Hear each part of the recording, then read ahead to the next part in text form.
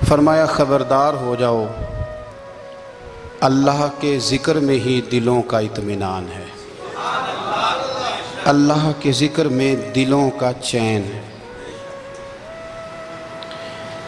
لوگ بہت سارا مال، بہت ساری دولت، بہت ساری عقل اور بہت سارا شعور ہونے کے باوجود بے سکون ہیں۔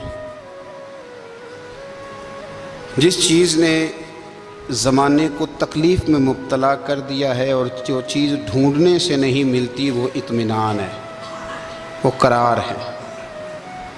لوگ بھیک مانگتے ہیں، منت کرتے ہیں، دہائی دیتے ہیں کہ کہیں سے سکون کی دولت مل جائے، لیکن وہ میسر نہیں آ رہی۔ بڑے بڑے لوگ ہیں، اور میں عرض کر چکا ہوں کہ مالدار بھی ہیں اور عقل مند بھی ہیں، باشعور ہیں، پڑھے لکھے ہیں، پر قلبی سکون، راحت، اطمینان، چین انہیں میسر نہیں آ رہا۔ راتیں جاگ کر گزر جاتی ہیں، دن آزمائش میں بیت جاتا ہے۔ وہ کبھی اس کے لیے ٹھنڈے علاقوں کا سفر کرتے ہیں، کبھی دوستوں کی مجلسوں میں جا کر کے بیٹھتے ہیں، کبھی گھر سے دور اکیلے میں تنہائی میں وقت گزارنے کی کوشش کرتے ہیں، لیکن دولت سکون ناپید ہوتی ہے، میسر نہیں آتی۔ عرش کا رب فرماتا ہے، کیوں تو بھٹکتا پھرتا ہے، کیوں دائیں بائیں جاتا ہے؟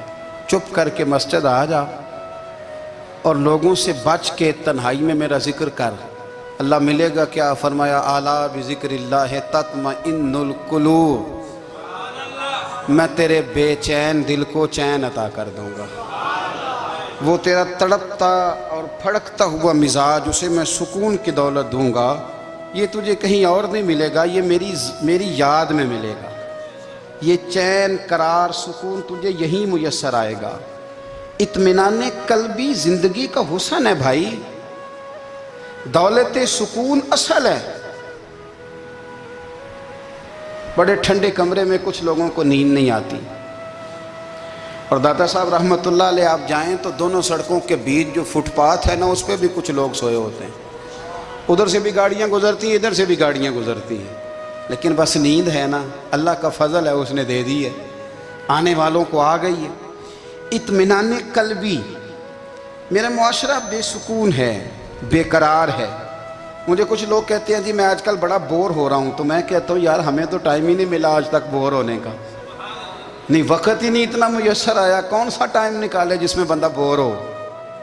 وہ تو ہے کہ انسان کچھ فارغ ہو، کہیں اس کے پاس گنجائش ہو تو بور بھی ہو لے۔ کیسے بور ہو لیتے ہو؟ یہ کیا ہوتا ہے بور ہونا؟ زندگی میں اتنا وقت ہی کہاں ہے کہ انسان بور ہوتا پھرے اور یہ تصور بناتا پھرے کہ میں بڑی آزمائش میں ہوں، تو میں بڑے بور ہو رہا ہوں، تو میں بڑی تکلیف میں ہوں۔ تو وقت بہت زیادہ ہے ہمارے پاس، لا یعنی کاموں میں ضائع بڑا ہوتا ہے، تو ہم بور ہوتے ہیں، پریشان ہوتے ہیں۔ اللہ فرماتے ہیں یہ جو میری یاد ہے نا، لیکن اس کا بھی ایک طریقہ ہے یاد کا، اس طریقے سے اگر میرے رسول کریم علیہ السلام نے فرمایا اللہ کا ذکر اس طرح کرنا کہ دیکھنے والا تمہیں دیوانہ سمجھے، لوگ سمجھیں کہ کوئی مجنون ہے، کوئی جنونی ہے، کوئی پاگل ہے۔ یہاں اللہ تعالیٰ معاف کرے، آپ ذکر کی مجلس چھیڑیں، آپ نعت شریف کی مجلس چھیڑیں تو بہت سارے لوگ پروفیسر بن جاتے ہیں، وہ ساری نہیں ہلاتے، ان کی زبان ہی حرکت میں نہیں آتی۔ حالانکہ رب کریم کا ذکر اس طرح کرو کہ دیکھنے والا تمہیں دیوانہ سمجھے، کہیں اور کھونے کی ضرورت ہی نہیں۔ میرے حبیب گویا ہمیں فرماتے ہیں تو رب کے ذکر میں اس طرح کھو جا کہ تجھے دنیا کا خیال ہی نہ رہے، تجھے پھر دنیا کی ہوش نہ رہے۔ لیکن اگر نماز میں بھی خیال غیر آئے، ذکر میں بھی توجہ کہیں اور ہو، زندگی میں وہ عجیب لمحہ تھا، وہ میرے ساتھ تھا اور میں تنہا تھا۔ اگر ماحول یہ ہو کہ آپ کہیں جسم کے ساتھ تو موجود ہوں، روح موجود نہ ہو، تو پھر لذت ذکر بھی میسر نہیں آتی، پھر کیف نہیں حاصل ہوتا۔ یاد رکھیں کہ اس طرح کھو کے رب کی یاد کہاں سے کیف آئے گا؟ الجھ ہی پڑا گئے ہیں۔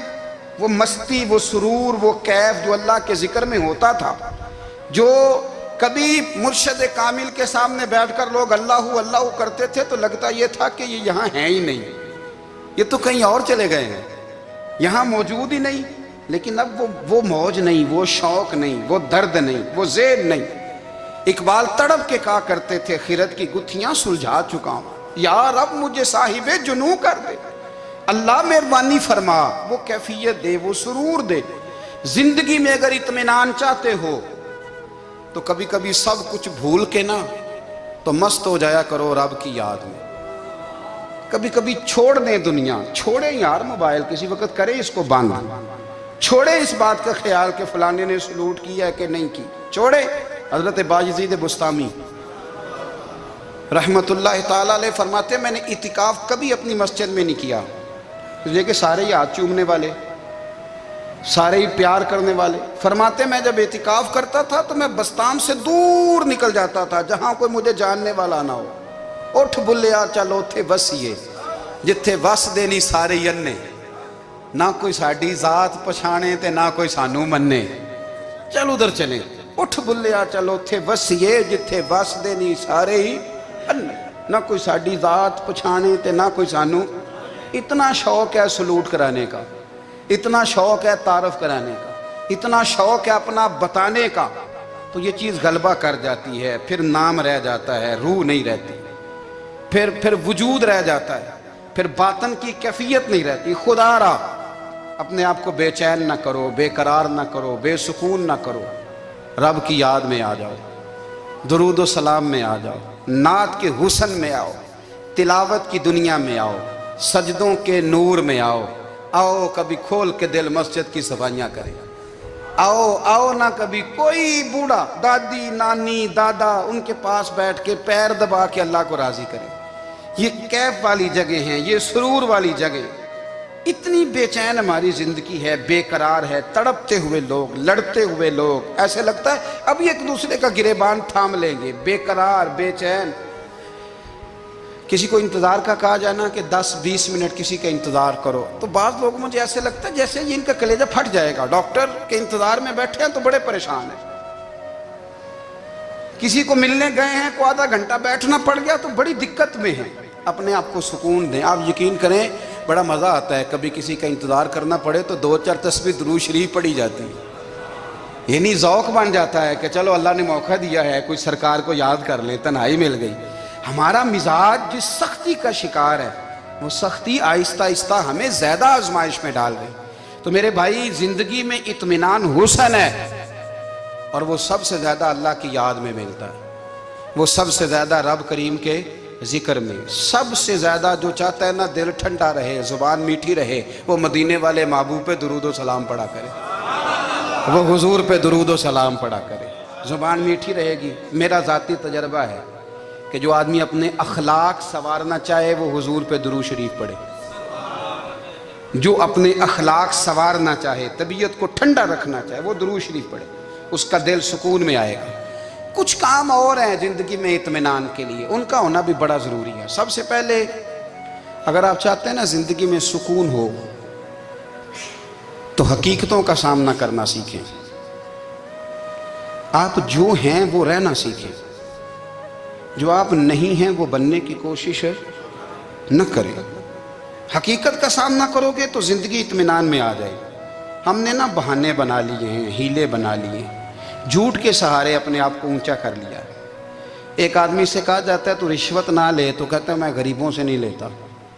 تو میرا سوال یہ ہے کہ امیروں کا حساب لینے کی اللہ نے تیری ڈیوٹی لگائی ہے، تیرے ذمہ لگایا ہے کہ تو امیروں کا حساب کر، تمہیں کیا ضرورت پڑی ہے؟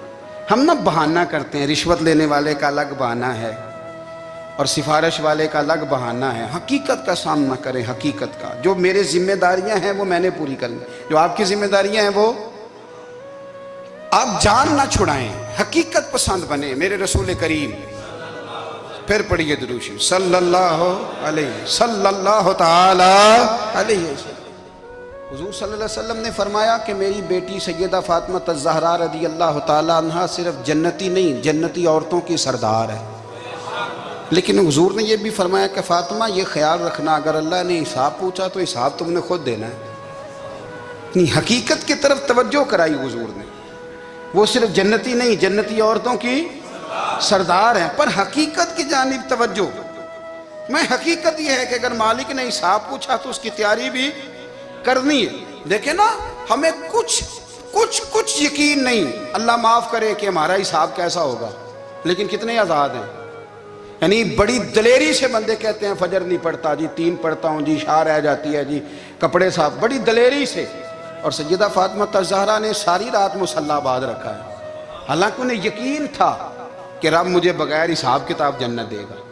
حقیقت کا سامنا کریں، جو حقوق آپ کے ہیں وہ آپ نے ادا کرنے ہیں، جو ذمہ داریاں ہیں وہ ذمہ داریاں ہیں۔ دیکھیں نا، حضرت موسیٰ کلیم اللہ علیہ السلام کے پاس اسرائیل روح نکالنے آئے تو حضرت موسیٰ نے تھپڑ مارا، آنکھ نکال دی، واپس گئے۔ اللہ انہوں نے تو جلال فرمایا ہے، کہا موسیٰ علیہ السلام سے کہیے بیل کی پشت پر ہاتھ رکھیں، جتنے بال ان کے دستے مبارک کے نیچے آئیں گے اتنے 1000 سال ان کی عمر بڑھا دی جائے گی۔ یعنی میرے کان میں کوئی بتا دے کہ جناب 60 سال بڑھ گئی، کیا آپ کے کان میں کوئی کہہ دے تو خوشی ہوتی ہے کہ نہیں؟ لیکن یہ حقیقت پسندی نہیں، اس لیے کہ 60 بھی گزر جائیں گے، 70 بھی، یہ حقیقت نہیں۔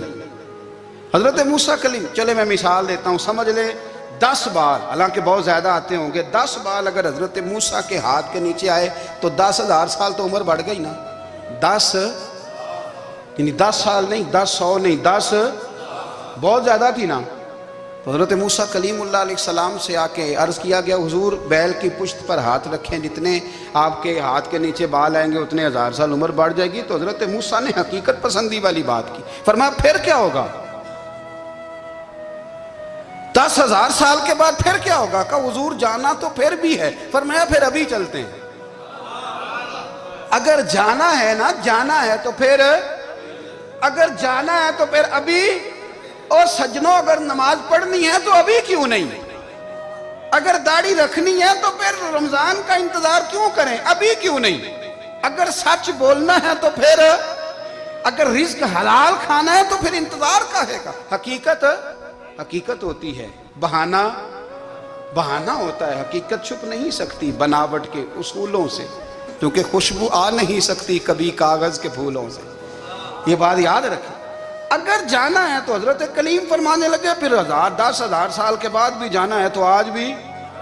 ہمیں بے قراری زندگی میں اس لیے کہ ہم حقیقت پسند نہیں، ہم بہانوں میں، ہم ہواؤں میں جیتے ہیں، ہواؤں میں، خیالات میں زندگی گزارتے ہیں۔ بڑا ٹائم پڑا ہے، مثلاً کتنا میرے رسول کریم صلی اللہ تعالیٰ علیہ وآلہ وسلم نے ایک دن صحابہ سے فرمایا تمہیں حیا نہیں آتی؟ حضور کیا ہوا؟ فرمایا وہ والے مکان بناتے ہو جن میں تم رہ نہیں سکتے، وہ والا مال جمع کرتے ہو جو کھا نہیں سکتے، حیا نہیں آتی؟ عرض کی حضور حکم کریں تو محبوب فرمانے لگے جوتے کا ایک تسمہ بند کرتا ہوں تو سوچتا ہوں دوسرا بند کرنے سے پہلے موت آ جائے گی، ایک سانس اندر جاتی ہے تو دوسرا آنے سے پہلے میں یاد کرتا ہوں کہ مجھے دنیا سے جانا ہے۔ تمہیں حیا نہیں آتی؟ وہ مکان بناتے ہو جن میں رہ ہی نہیں سکتے، وہ مال جمع کرتے ہو جو کھا۔ حقیقت پسند نہیں بھائی ہم۔ بہت سارے لوگ ہیں بڑی باتیں سناتے ہیں، بڑی، میں کہتا ہوں اصل میں نا زیادہ باتیں سنا کے نا بیچارہ اپنے آپ کو مطمئن کرنا چاہتا ہے، اصل بات یہ ہے کہ اندر سے نا ہلا ہوا ہے، کچھ بھی نہیں، بڑا زیادہ ہنستا ہے اور مجھے لگتا ہے کہ کوئی گہرا زخم چھپا رہا ہے۔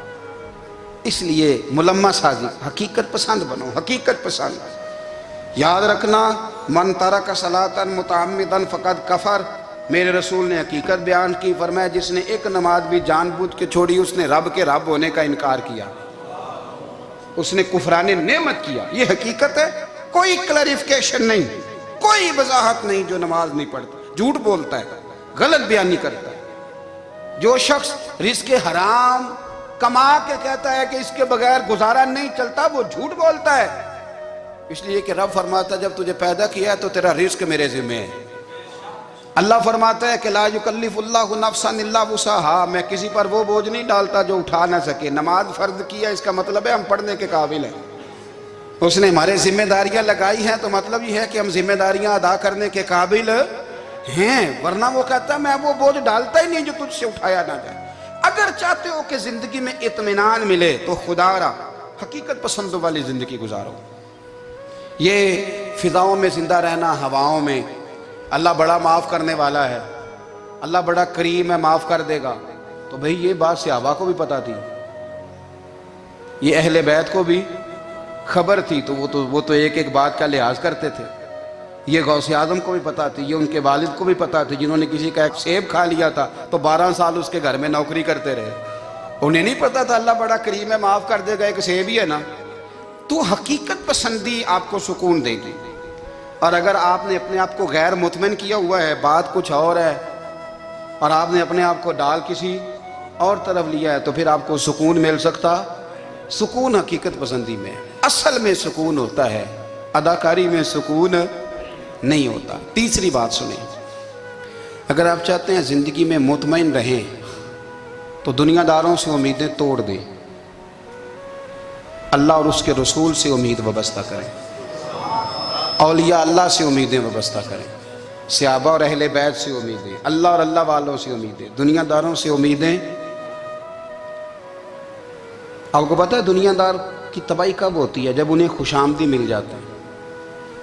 چودھری کا بیڑا اس وقت غرق ہوتا ہے جب اسے چودھری کہنے والے زیادہ ہو جاتے ہیں. سیٹھ صاحب اور نواب صاحب بیچارے تباہ تب ہوتے ہیں بھولے پن میں، جب ان کے دائیں بائیں ریلا ہوتا ہے سیٹھ صاحب کہنے کا. لوگ انہیں کھانا چاہتے ہیں، پیار ان کا نہیں ہوتا، ان کی جیب کا ہوتا ہے. محبت ان سے نہیں ہوتی، ان کی کرسی سے ہوتی ہے. ضروریات کا پیار ہوتا ہے، تباہ کر دیا جاتا ہے. ہماری ساری توقعات دنیا داروں سے وابستہ ہو گئی ہیں. ناراض نہ ہونا، پیروں نے، مولویوں نے، درویشوں نے، انہوں نے بھی سیٹ رکھے ہوئے جلسوں کی صدارت کرانے کے لیے. یعنی مذہبی جلسہ ہے، اس میں بہت زبردست پڑھے لکھے صاحب تقوی عالم کا خطاب ہے، اور کی صدارت وہ بندہ کر رہا ہے جس نے عشاء کی نماز بھی نہیں پڑھی. وہ بندہ صدارت کر رہا ہے، کیوں؟ اس لیے کہ اس نے ₹1,00,000 دیا محفل میں. خدا را دنیا داروں سے امیدیں چھوڑ دیں، ورنہ آپ کمزور پڑ جائیں گے، آپ کی امیدیں ٹوٹیں گی.